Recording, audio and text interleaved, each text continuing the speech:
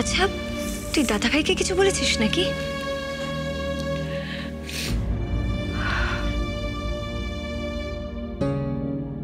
আচ্ছা, আমি তোকে যেটা বললাম সেটা মাথায় রাখ, একদম ঘাবড়াস না। আজকাল নানা রকম ট্রিটমেন্ট বেরিয়ে গেছে, একটা না একটা ব্যবস্থা ঠিক হয়ে যাবে। জানি না দিদি ভাই, আমার কিছু ভালো লাগছে না। তোর বোকা মেয়ে, তুই এত সিরিয়াস হচ্ছিস কেন? আচ্ছা আমি মানছি টেনশন হওয়াটা খুব স্বাভাবিক, তোরও টেনশন হচ্ছে, কিন্তু তুই আচ্ছা আচ্ছা ঠিক আছে, আমি আছি তো, তুই এত টেনশন করিস না, ঠিক আছে? আমি আরেকজন ডক্টরের সাথে কথা বলে একটা সেকেন্ড ওপিনিয়ন নিচ্ছি, ওকে?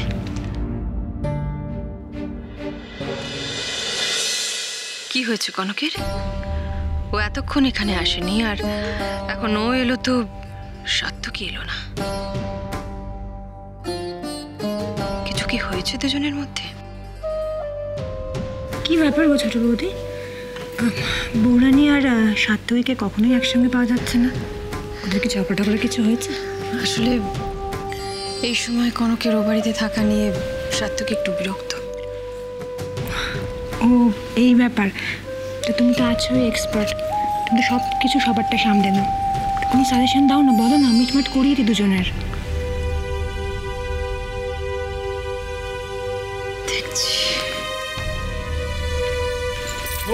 বাপরে বাপ, সব বাচ্চাগুলোকে বাড়িতে পৌঁছে দিলাম, আজকের মতন আমার ডিউটি শেষ। এই অব্র, এই ডিউটি শেষ কি? এই তো সবে ডিউটি শুরু। হ্যাঁ, এরপর দেবে মেয়ের অন্নপ্রাশন, জন্মদিন, আরো কত কত অনুষ্ঠান লেগেই থাকবে। বলছি যে অনেকেই তো বাড়ি ফিরবে, রাতও হয়ে গেছে, এবারে খাওয়া দাওয়াটা করে নিলে হতো না? ও হ্যাঁ, তাই তো, সত্যি তো, তুমি ব্যবস্থা করো। ঝিলমিল, আমার মনে হয় তুমি এখন উপরে যাও বাচ্চাগুলোর কাছে। বৃষ্টি আর পাপাই রয়েছে, কিন্তু তুমিও বলছিলে না অনেকক্ষণ ধরে কষ্ট হচ্ছে পায়ে, যাও, পায়ে ব্যথা করছে। হ্যাঁ, কি বসে থেকে থেকে পায়ে ব্যথা? তাই ঝিঝি ধরেছিল আমার। ঝিঝি ধরেছিল? আরে বাবা, ওর দিকে তাকিও না তো, তুমি যাও, ওপরে যাও, যাও। কিন্তু মা, বলছিলাম যে কনক তো চলে যাবে একটু পরে, তাই ওর সাথে একটু কথা বলে নিতাম। হ্যাঁ সে ঠিক আছে, ওর সঙ্গে কথা বলে তুমি একদম উপরে চলে যাবে, কেমন? ননি, চল সবাইকে খেতে দিই। এই তোমরা সব খেতে এসো তো, চলে এসো। সিরিয়াসলি কনক, আজকের এরকম একটা আনন্দের দিনে এই খবরটা সত্যিই খুব খারাপ। এই মেয়ে, তবে আমি তোকে যেটা বললাম সেটা মাথায় রাখিস, হ্যাঁ? এসব নিয়ে একদম ভাবনা চিন্তা করবে না, সমস্ত উল্টোপাল্টা চিন্তা বাইরে বের করে দে। যদি ট্রিটমেন্টেও কিছু না হয়, কনক, আরও একটা রাস্তা আছে।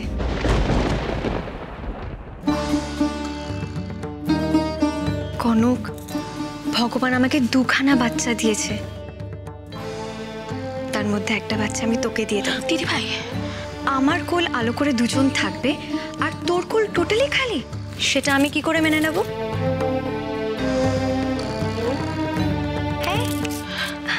ওরকম হাঁ করে কি দেখছিস তুই? কনক, তুই তোর নিজের জিনিস আমার সাথে শেয়ার করিস না বুঝি? হ্যাঁ, তাহলে যদি তোর সব কিছু আমার হতে পারে, তাহলে আমারটা তোর কেন হবে না? তুমি আমার জন্য এতটা ভাবো দিদি ভাই?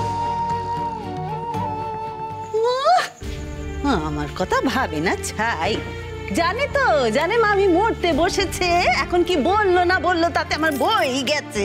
এত গজ গজ কেন করছো? আরে কনক তো তোমাকে না বলে যায়নি। তাতে কি হয়েছে গো? এত রাত হলো, ফেরার নাম নেই গো, সাপের 5 পা দেখেছে নাকি? আরে কনক সব গুছিয়ে রেখে গেছে। আর শোনো, ওর শাশুড়ি মা কিন্তু ফোন করেছিল। কি বলেছে গো? কি কি কি বলেছেন উনি? কনক কখন কখন ফিরবে? ফিরবে না, আজকে ওরা ওখানে রেখে দিচ্ছে, কাল সকালে ফিরবে। হায় হায়, সর্বনাশ! তার মানে তো তোমাকেই সব করতে হবে গো একা। আচ্ছা কেন তুমি এত অস্থির হচ্ছ বলো তো? হ্যাঁ, আরে বললাম তো কনক সব গুছিয়ে রেখে গেছে। আচ্ছা আচ্ছা, কনকের কি কোনো স্বাদ আহ্লাদ নেই শিখা? ওইটা শ্বশুর বাড়ি, একদম সামলাতে হবে তো সব। বসো না খেতে। হ্যাঁ, সে পরের আশায় বসে থেকেই বা কি হবে, পরের অপেক্ষা বসে থেকেই বা কি হবে বলো? নিজের মেয়েই যখন কোনো খোঁজ খবর নেয় না কো, কনককে দোষ দিয়ে বা কি লাভ? তুমি অন্যের দোষ তুমি দেখবে না শিখা, আরে সবারই তো একটা পরিবেশ পরিস্থিতি বলে একটা ব্যাপার আছে না, সেটা বিবেচনা করে দেখো। আর তাছাড়া ঝিলমিলের দুটো বাচ্চাকে তো ওকে সামলাতে হচ্ছে। এসো খেতে এসো। তবে কি জানো, আমার মন বলছে কনক আজই ফিরবে। আজ আমাকে ফিরতে হবেই মা, ইচ্ছে থাকলেও আমি থাকতে পারবো না। ইচ্ছের কথা বলো না, বলো থাকবে না।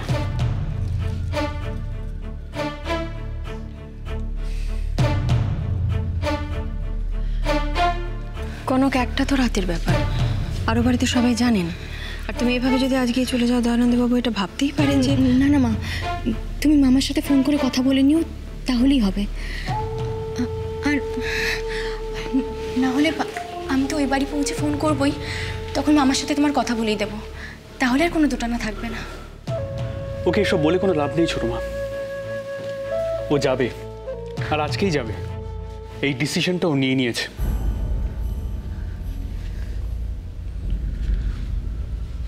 তুমি যদি বারণ করো মা, তাহলে আমি যাব না।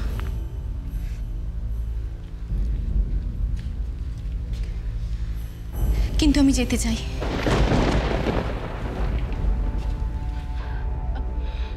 মা, এই অবস্থায় মামিকে অসুস্থ রেখে আমি এখানে থেকে গেলেও আমি শান্তিতে থাকতে পারবো না। কদিন ওই বাড়িতে থাকায় মামির একটু সুবিধাই হয়েছে। আর আমি জানি মামি ঠিক আমার অপেক্ষায় বসে থাকবে।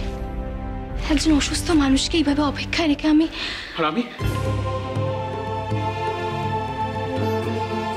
আর আমরা কনক,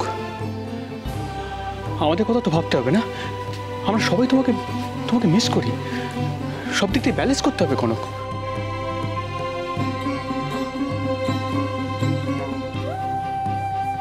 মায়ের কাছ থেকে শিখেছি জীবনে ভালোবাসা আর আবেগের অনেক ঊর্ধ্বে কর্তব্য। আর আমাদের প্রতি তো কিছু কর্তব্য আছে, তাই না? তুমি কেন ভুলে যাচ্ছ মামি অসুস্থ?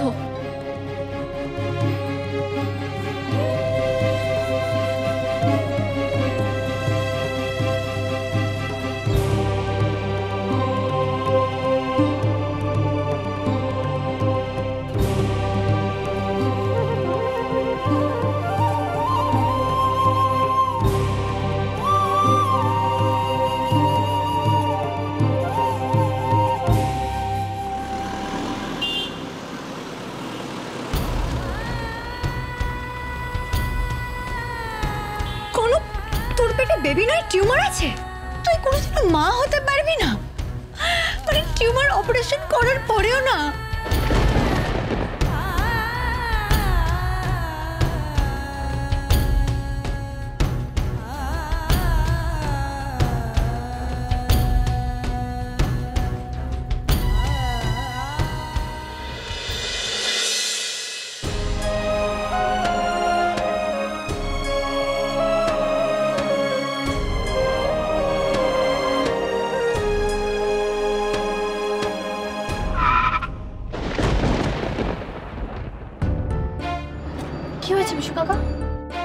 বিড়াল কাটলো পৌরাণী।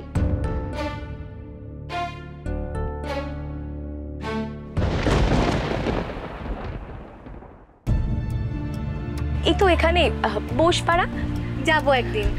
অবশ্যই নিশ্চয়ই আসবেন। 20B Bosepara lane. বিশু কাকা, তুমি একটু দাঁড়াও, আমি আসছি এক্ষুনি।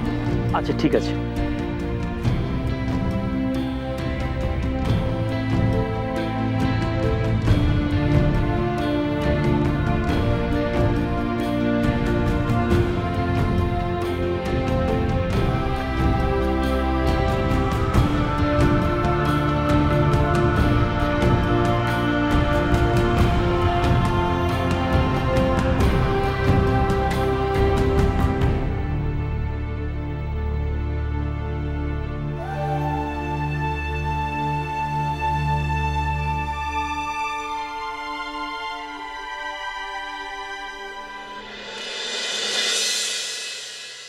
গুড্ডু সোনা, একটু জল খাও বাবু।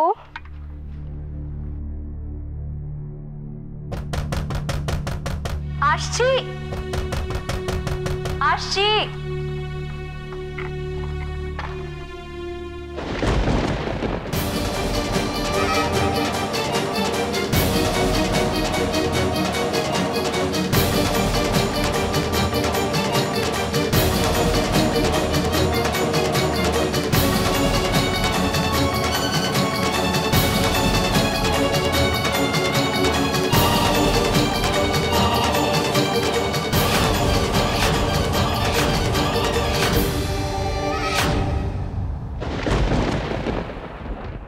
তুমি কি ভেবে কি করছো আমি জানি না, কিন্তু আবার যদি কোনোভাবে আমার আর সাত্তকীর মাঝে সমস্যা তৈরি করার স্বপ্ন দেখে থাকো তাহলে আগেই বলেছি ভুল করছো তুমি।